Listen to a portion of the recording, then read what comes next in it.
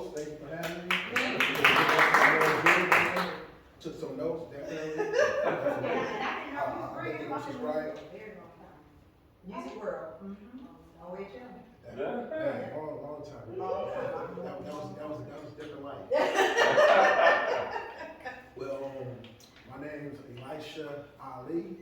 I go by the name Ali because when people see my name, they pronounce it Elisha. I'm gonna tell you guys a real quick story. I'm married 5 years now, but during my honeymoon in Jamaica at the Moon Palace in Ocho Rios, when we were checking in, my wife and I, they had a gift basket for us, right? But the gift basket was a gift basket for women. So I'm looking like, okay, maybe they got a gift basket separate for me. Right? So they asked my wife, they're like, okay, so Elisha and Tanisha, where's your wife at, Miss Tanisha? And I'm looking at her like, she's right here. I just transitioned. Right?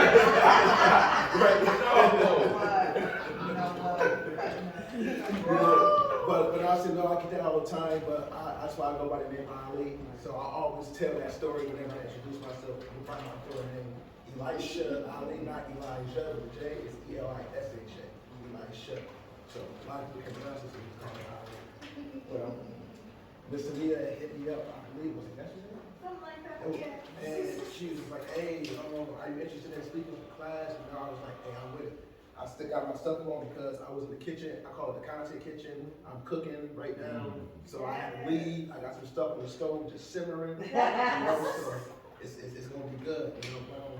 I wanted to come here today to speak to you guys. She wanted me to speak to you guys about finances. And I'm going to get into that. But I wanted to go into my story so you can know who I am before I talk to you about money.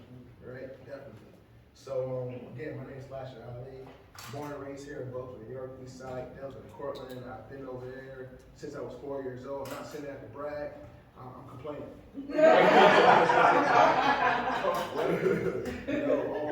But the neighborhood's changing. We got different ethnic groups coming in. That's not a bad thing. It's actually a good thing. Because if you have a mindset like the people in this room, those subgroups are inspiring and change within ourselves. We come together like this because we're seeing stuff like that, and it pushes us to do stuff like that. So I don't look at it as a negative thing. I look at it as a positive thing. That's just me. But I've been doing food all my life. I've been cooking since I can remember. Being in the kitchen with my grandparents. My mother's side of the family is from the South. My father's side of the family is Muslim. My grandfather's from Pakistan. That's where I get the last name Ali from. So I grew up cooking the Indian food, the Iraqis, and all that halal stuff. I grew up cooking that all my life.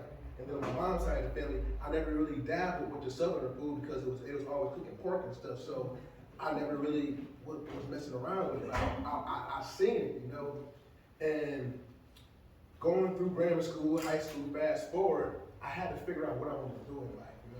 Getting into a bunch of trouble living in Buffalo, knucklehead stuff, man. Man, I was the PENS program. I was on that stuff, man, for 3 years until I was 18. Again, I'm not bragging at all. You ain't the only one. Thank you. I was just like, what did I need to do? My father gave me an ultimatum, man. You got a lot of women in this room, and I know women don't like ultimatums.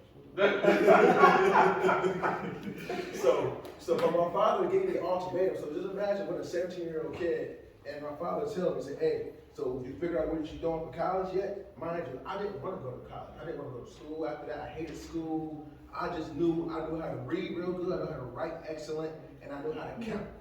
That's all I needed right there, and social skills, right? I had all those things, right? I was like, I'm not going to school. I'm not doing it. I went to school. You going to school. He said, if you don't go to college, I'll put your ass out in the streets. And my father's name is Muhammad Ali, by the way. And he was serious. So I'm like, I gotta go to school. I gotta figure something out. What I'm gonna do? I ain't trying to go to school, talking to my friends. I don't want to do this, man. What y'all doing? That shit. We ain't going to school. We ain't doing that. So I don't see want to follow your friends, but when you and your friends y'all go up together, like.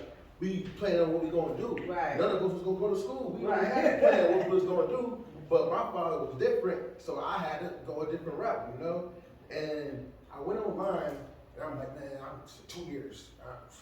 I ain't going to school for 4 years. 2 years. I'm like, say culinary. Lights just flashing. Vegas, Las Vegas, brand new school. I'm looking, it drew me in. I'm a 17-year-old kid. I'm a junior at the time, about to be a senior. And I'm just like, yo, I'm applying for this school right here in Vegas. I ain't never been to Buffalo. I'm out of here. I'm gone. Right. Fast forward, I got accepted to that school. And I went out there 2005. Man, I was out there for about a year. 3 days after Christmas, I ended up getting into a terrible car accident, December 28th, on my way to work. My very first job, Jerry's Nugget on the strip, the old strip. And it was great, man. Young kid working in Vegas on the line. Like, I'm a real chef. I'm in culinary school, and the only kid who's working a job and going to school at the same time because I didn't want to graduate without the experience. I was smart, so I wanted to get the experience and the knowledge at the same time. And that's when the strategy struck, and I got into an accident, and I coded my way to the hospital. So my father, when I woke up, my father was over me. He's like, I thought you was gone. They told me you died, son. And I was like, I did? And he was like, you was gone. And man, I'm here now, right? Came back to Buffalo. I'm like, man, I gotta go back home. I'm vulnerable as hell. I want to get back around love, family. Came back home. What happened when you come back home? And my father always told me, your friends are gonna be right there, right where you left them. Man, he said that to me since I was in high school. I'm 35 years young now, and my friends is right where they was when I was in high school. That's tough. Right? So I always had this thing to where being in rooms like this, being in a position like this where I am right now. And I always been around the get money guys in the inner city. You know, the hustlers, the big dogs. I always been like attracted, those guys are attracted to me for whatever reason.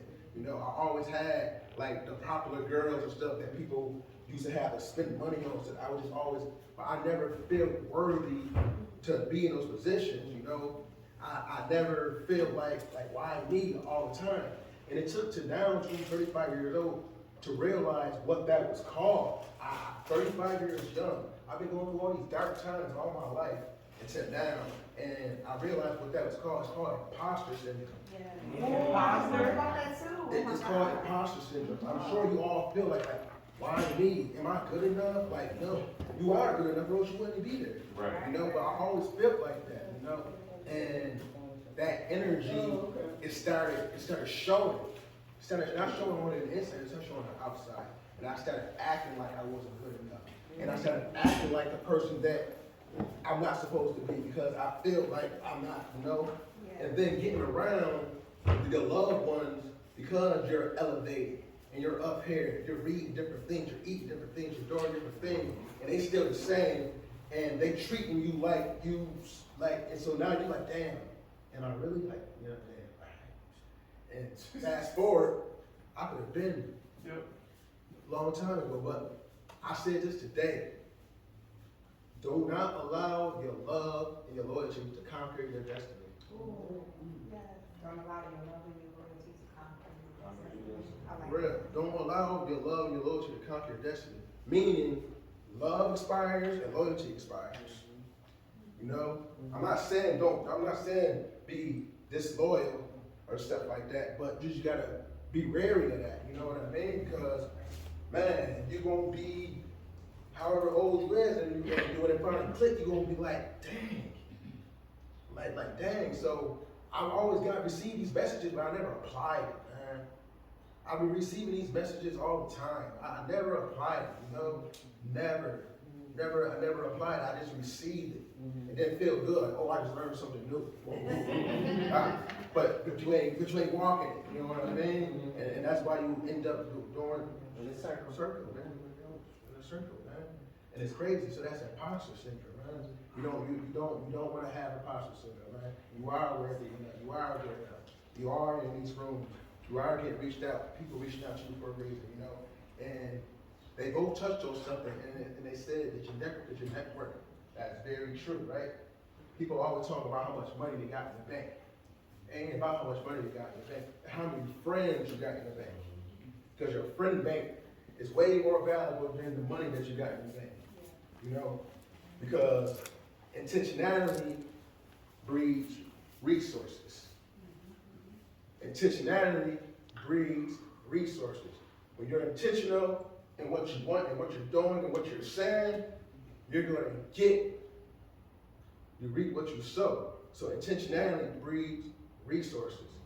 You know, I just finished a cohort, 13-week cohort called EBOR. Are you guys familiar with it? Entrepreneurship for All.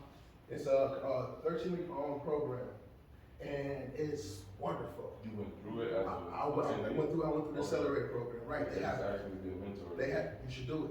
You should do it. I know you should. Like, it changed my life. The man that you're seeing right now, it's because of this program. Prior to this program, I was in dark time. Always was a sharp person, but I got away from the campfire. I wasn't around the campfire no more. I was around my loved ones. See what I did there? I was around the campfire, bro. I was around my loved ones, man. You see, the people we love can be so detrimental to our progress, man. And I know it hurts, it sounds crazy as heck. But man, you gotta be honest with yourself, man. You know, and that disconnect is what deteriorated everything for me. But me going through this program, getting me connected to the campfire, out of 80 applicants, I was one of the 15 that was selected. Through a strict interviewing process. You have to do an essay, 3,000-word essay and everything to get selected. And I was selected out of 15 people because another thing you have to do is be vulnerable. And I'm a man sitting up here telling you, a black man at that, telling you to be vulnerable. Because my vulnerability is what set me free. My vulnerability is what set me free. I don't care to cry no more. None of that. I don't care. It set me free. Me being going through this. As it said, your connections, your network. Me being a part of this network, it set me free because I got around people like Tamia, like Endora, like Drew, like all of you.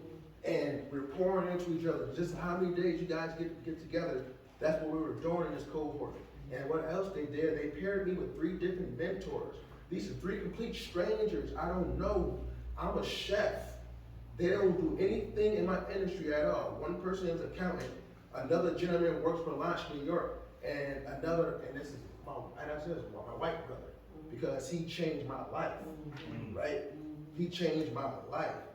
And he had no idea about where I come from, none of that. But he just wanted to help me. And I call him a friend, a brother, and a mentor. It's all because of this company right here, you know? E for All. It's another avenue for you to go and to go. And I also won $1,500 in a pitch competition. While I was driving, because I was leaving culinary classes. I teach culinary classes twice a week in Niagara Falls, Tuesdays and Thursdays, and Wednesday at Health Science for Wellness Wednesdays through a nonprofit called F-Sites. Yes. So I'm driving home, trying to get home. I'm number 3, and there's a lady who was number 1. She couldn't get on because she was having some difficulties. So the second person had to go and then go first. So guess who had to go second? You. Me. So I'm like, I'm gonna make it home. So I'm number 3. It's the perfect time. No, I'm on the expressway driving home from Niagara Falls with my phone in my hand, having to do this pitch, and I'm gonna pitch and take it down. That's dangerous. But I made a decision that I was gonna get through that accelerator, and I made a decision that I was gonna do that pitch. And I told myself, I spoke into existence, that I was gonna win that pitch. And that happened, you know? So, talk about a little bit of finances real quick. Anybody, who do you guys follow? Do you guys follow anybody, any financial gurus or anything? I do. Dr. Boyce Walker. I'm sorry? Dr. Boyce Walker. Okay, Boyce Walker, there you go. Boyce Walker, see, for me, there's so many different financial experts out there, or quote unquote gurus, and they're all right in their own way. and it's all relative to who you are. And meaning you have to be honest of who you are financially, not as a person, but who you are financially. And that's how you can pick your financial advisor or your business coach. Because he may be a business coach for wealthy people, or he may be a business coach for rich people, or he may be a business coach for middle class people, or he may be a business coach for poor people. The message is going to be different for every person. So you have to be honest with yourself financially and figure out who you want to listen to. You can't make what you make and have a little bit left over. I get it. Everybody's struggling. But you got money left over after your bills is paid, your necessities is paid, and you're not tucking that or figuring out ways to make it grow or whatever. Somebody can give you $10 billion right now, you're gonna go for that shit. Because it's not a money thing, it's a you thing. It got nothing, it never had nothing to do with money. Always had to do with me. I went through so much money, working, doing things, but not knowing and not being honest with myself financially. You continue going through 60 and keep doing the same thing over and over and over. But I got connected to the proper resources, to the proper people, business coaches, friends like this, that teach me and connect me to people to put me in a position to where I can get out of the rat race. You know, everybody got this whole thing of saying, I want to get it out the mud. I want to get it out the mud. That mentality is the reason why we keep going. They think it's cool to get it out the mud. Like, people feel like if me and him wanted to start a restaurant together, right? And we both getting out the mud, we don't have anything, so you gotta get out the mud. Right? But you're an angel investor and you bless him, right? But I'm still doing the same thing. I'm like, so me saying, oh, I'm getting it out the mud, I ain't got nobody to give me nothing. No, you want somebody to give you something. I just want to struggle and get it out the mud. So you can say, oh, I'm better than him because he got an angel investor and I worked 10 more years to get where I'm at. He only got where he got because he got an angel investor. That's the mentality that us black folks have, and that's the reason why we where we at, man. That getting out the mud mentality is whack. So listen, my great-great-grandmother was a slave. She definitely got it out the mud. My grandmother is 102 years old. She'll be 103 a day after me. God bless her. She was getting out the mud with all 15 of my aunts and my uncles. So all of them, with all my cousins, was getting it out the mud. They got kids. My cousins is getting it out the mud. You see where I'm going with this? Yeah. So when we gonna stop getting it out the mud? Yeah, the cycle.